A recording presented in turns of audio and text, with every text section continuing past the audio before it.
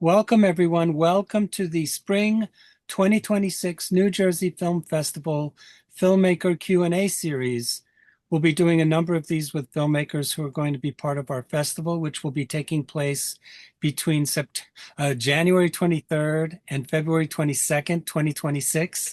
And we will be having 46 films from around the world. These were selected from over 600 films that we received. So you're going to get to see the creme de la creme, the best of the best. And today we have two short filmmakers here. And I kind of put them together because I thought their films somehow had similar energy and interest. So I thought that it would be nice to invite Ilona Laboy here. Her film 12th House is going to be playing on January 31st. And Sam DeFranck, who lives on the other side of the country in Hollywood, West Hollywood, his film is really an amazing film, and it's called Self-Portrait, which you're going to be able to see on the same day because the idea was to have both of these filmmakers be part of a festival screening that has films that are somewhat experimental, deal with very kind of dark subject matter, and there'll be, I think, four short films and a feature. So it'll be a really great evening. So anyway, welcome, Sam. Welcome, Ilona. Thank you so much for joining us. Thank you Yeah, for thank having you so much for having us. All right, my standard opening question is, what is the genesis of your film? How did you decide to make this movie? And tell us a little bit about it. Ladies first, Ilona. Okay. So the genesis of my film, it went through a lot of transformations in terms of the storyline. I ended up making this film as a tribute to my husband who passed away. Um, so I had to kind of recreate the story and change the storyline into something that became autobiographical in a sense. So it's about healing and rebirth of self Hmm. and transformation and going through grief. And it's also, in a way, a love story that we're always together and we have our love is beyond mortality. Hmm. So that's kind of how it transformed. The image behind me is from your film, and both you and Israel are actors in the film as well as directing, and Israel shoots the film, if I remember correctly. So it is really a kind of family affair. Can you tell us where you shot the film? Oh my goodness. It was all over New York. Actually, some in Jersey, but the shot behind you was shot in Philadelphia. Wow, But we mainly shot this all over Brooklyn, some in the Bronx, some in Manhattan. So primarily it was all over. It's like a super New York film. Yeah. very cool. Sam, tell us about your film. I just want to say I went to school at Drexel, so that's cool that you shot everything in Philadelphia. I'm originally from PA. Wow. Oh, But yeah. I actually began writing the script for my actress Annie Abbott, who's super talented. She was just in Netflix's Bad Thoughts by Tom Segura, and um, yeah, I wanted to write a piece just around her when I met her, and when a director introduced me to her, and just wanted to build something that could really challenge her and make something um, that just highlighted her performance. Well, I think both of you have a little bit of David Lynch in the system. I don't know if that's true, if you like David Lynch. I mean, I think the premise for Sam's film is basically an ingenue is expecting to be part of a film, but there's something else at work, and she's going to become a camera to help the lead character, or at least her husband, to kind of also transform. So there is a lot of rebirth in both films, and you guys both got to watch each other's movies. Do you have any questions for each other? Yeah, where were you building all these interior sets? Because I saw that you were also credited as the production designer and the makeup artist. So I was just curious hearing about your background and how you storyboarded all that and everything. oh my goodness. So we always broke the rules. So we never had conventional storyboards. So I kind of had to create a concoction of how to convey ideas to the crew. So one of the sets was actually our apartment that we designed from scratch, in Wow. terms of painting it, decorating, and things like that. So set design was always something that we loved. We loved to control as much creativity into the shots as we could.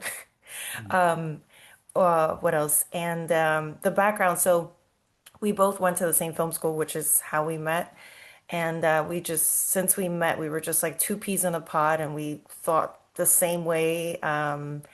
If he's thinking something, I'm already on the same page of what he wants to do. So we would bring props to. So some sets were already pre-designed, and sometimes we would bring additional props. Like we had a some of the shots that you don't get to see in this final cut, which I'm actually working on a feature length version of it, but Wow.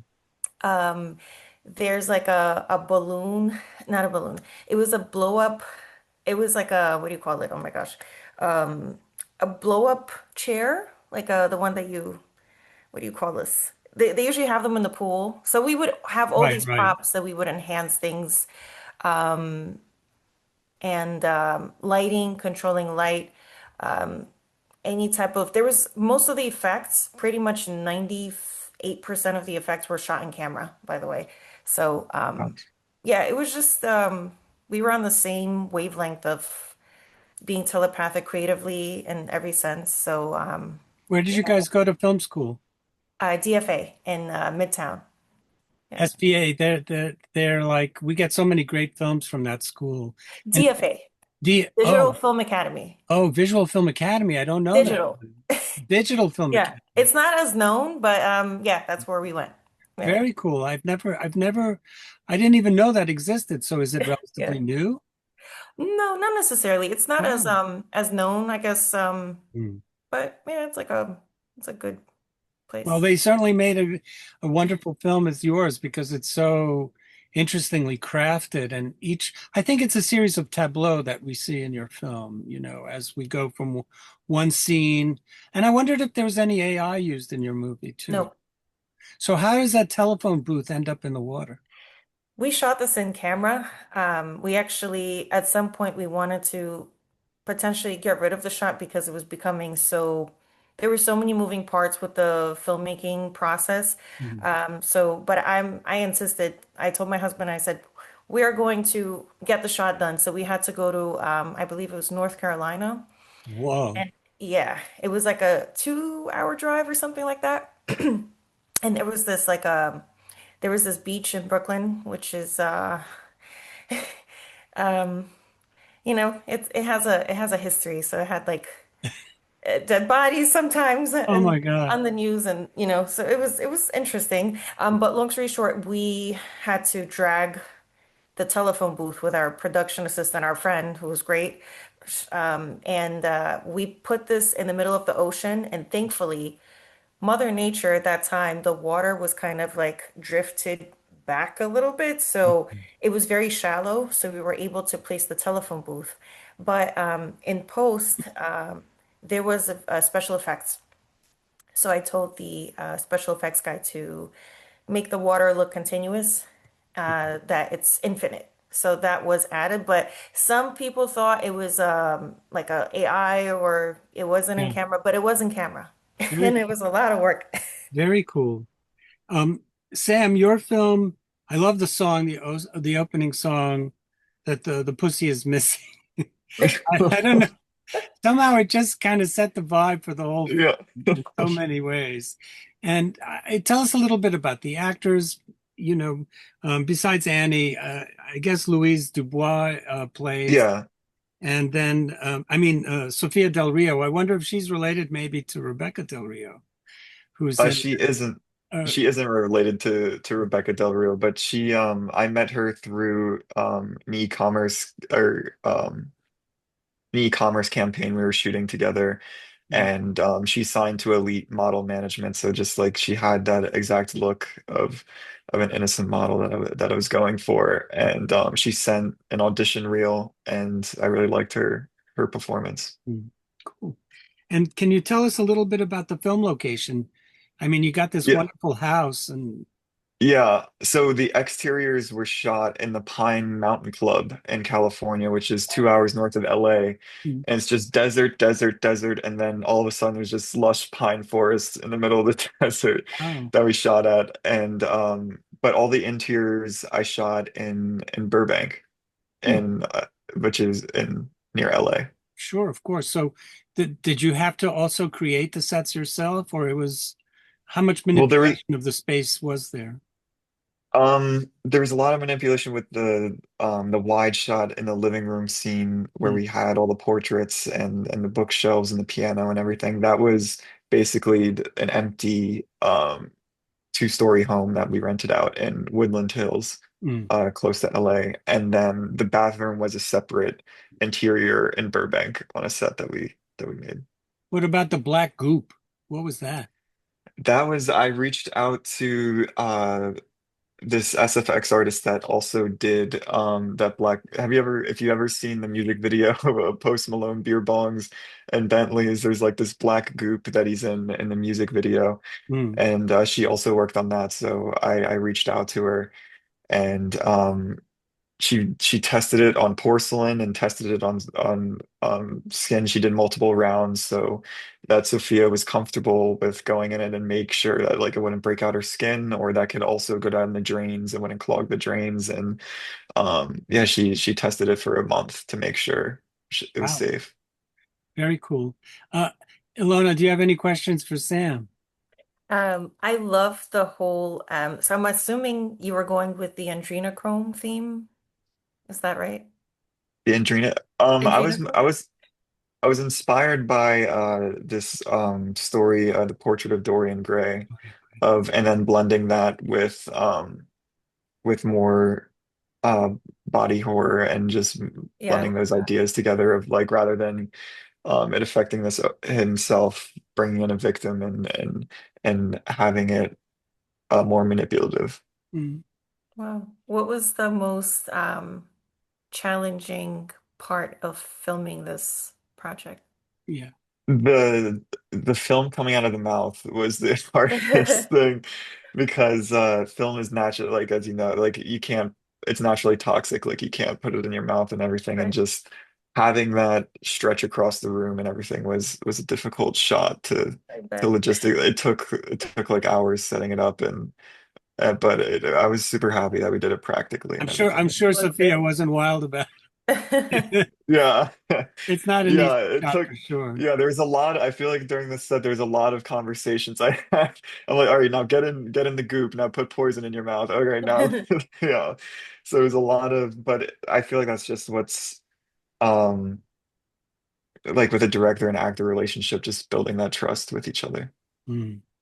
I wanted to ask you about Justin Burnett. He does an excellent job with the soundtrack. Can you tell us about him and how this kind of score came to be? Because I think it just adds to it underpins Yeah, the film. So, yeah, so I was introduced to him from another director. He also scored the Strangers series with Universal, and he was actually in London at Abbey Road scoring the Strangers.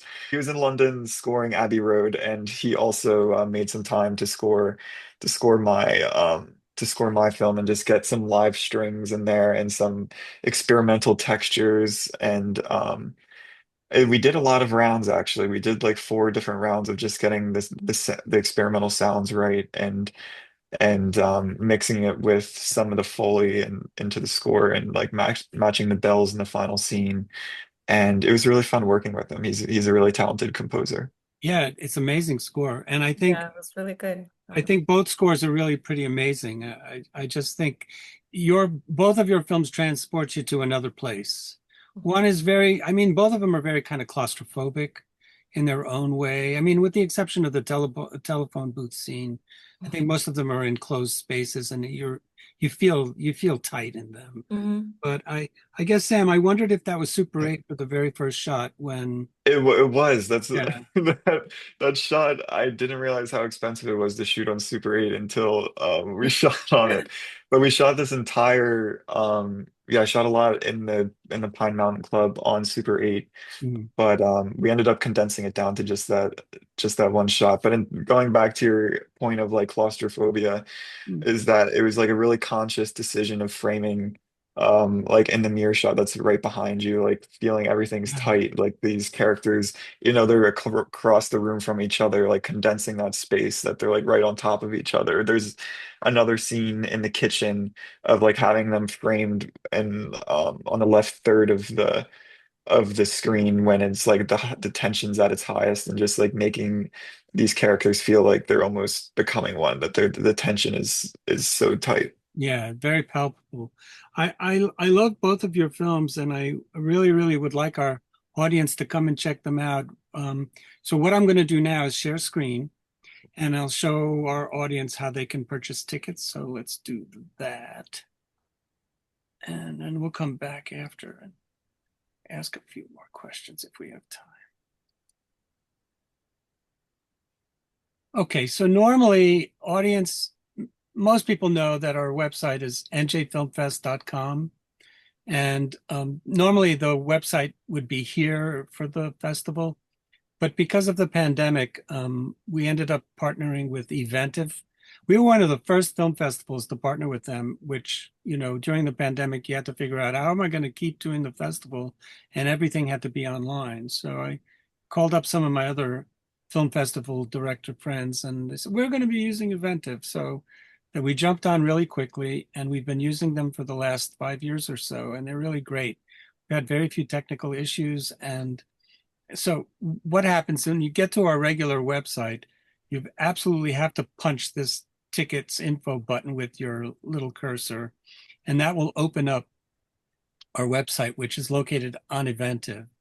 Audience members should know, or potential audience members should know, that our festival is a hybrid, which means that we are screening films online for 24 hours on their show date, as well as doing an in-person show for most of the films. So both Ilona and Sam's films are playing on January 31st, which is, I believe, a Saturday. We'll find out in a second. And it'll be playing with a bunch of other films. So when you get to our homepage, which is the welcome page, there's a bunch of links that you want to click. And if you're going to be driving to our festival, because remember, the ticket is good for both the in-person and online version. And yes, we have some really wonderful cinephiles that watch the films during the day and then come to the screening in the evening.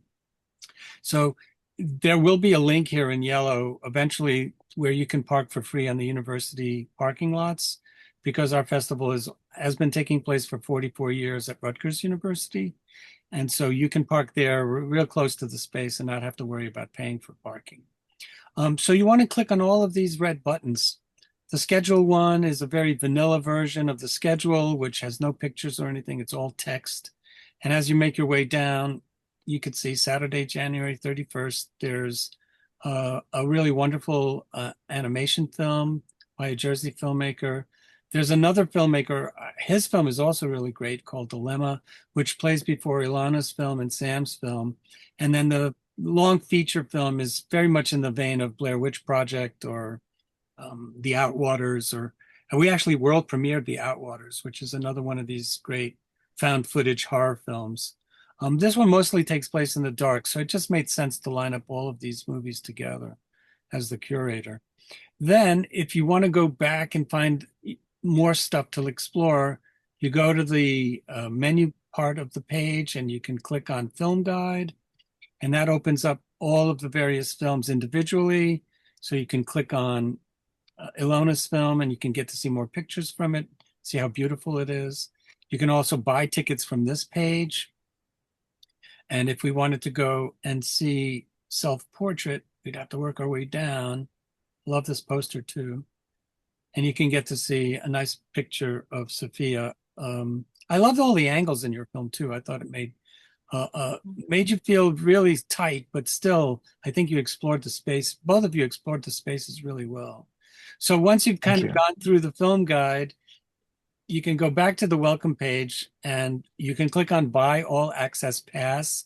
It's $120 for an all access pass. It's basically half price. So if you're going to see more than half of the movies, you definitely want to click on that and buy yourself a pass.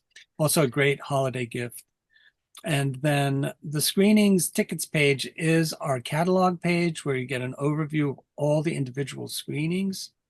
And if you go here, you can see that this is the page that would have both of your films playing.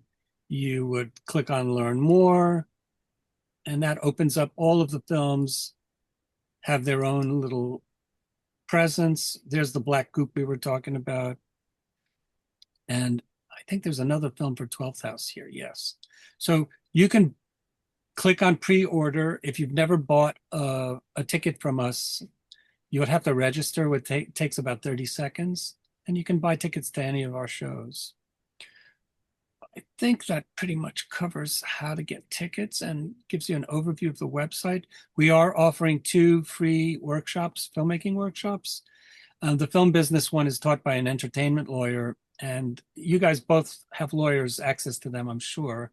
And you know that lawyers are very expensive. They're like $400 an hour. Well, you get 3 hours with Stephen C. Schechter, who's one of our board members, and he does it, for free to support us. And he's there to answer any questions, and he gives you an overview on how to protect your work. The Intro to Filmmaking workshop is taught by assistant director to the film festival, Morgan Kalmbach. And these 2 film workshops sold out in the fall, so we're offering them again for free to anybody who wants to hang out with us. All right, that's enough for that. We stop share. And so that's how you can buy tickets. And I just was so happy to meet you guys in person. Sam, I don't think you're coming to the screening because you're all the way over there, but we would love to have you if you're ever in the neighborhood during that time. Ilona, I think you're coming, right? You're going to be at the screening. I'm So pretty it close. should be a love fest because there'll be a couple of local filmmakers there too. And what happens after the screening is over, there's a general Q&A session. And we always have some really great questions. It's not like a New York crowd. You can get sometimes surly people asking stupid questions. All the questions that come from our audience, for the most part, are, there are a lot of cinephiles that come to our festival. So I think it'll be a love fest in its own way. So thank you so much. It was wonderful hanging out with you. Thank you. Thank you, Albert and Ilona. You have a beautiful film. It was a pleasure watching it this morning. Thank you. Likewise, it was a pleasure to Yeah. meet. And hopefully you can make it to New York. Yeah, I'll let you Love to meet know, you. Albert. And yeah, just thank you for this interview. I could tell how much care you're putting into these selections and how you're queuing everything. And it's been great talking to you. Thank you. It's my pleasure. And I'm here to support filmmakers like you who have a really distinct and unique vision. I think it's really important to support filmmakers who take chances. And I think both of you guys do. Thank you so Thank much. you. Anyway, thanks everybody. Hope to see you at the movies. Have a great day. Thank you. All right, thank you.